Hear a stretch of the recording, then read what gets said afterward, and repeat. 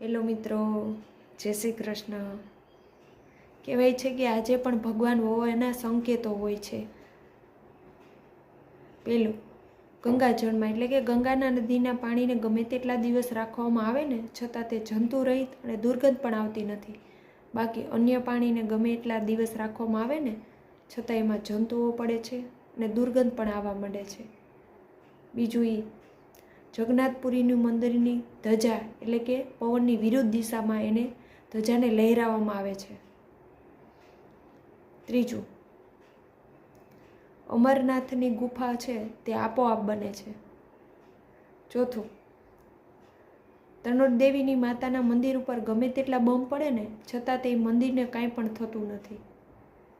પાંચમું જ્યારે કેદારનાથમાં દુર્ઘટના આવી હતી ને ત્યારે આખું કેદારનાથ વિનાશ પામ્યું છતાં મંદિરને કાંઈ પણ થયું નહોતું।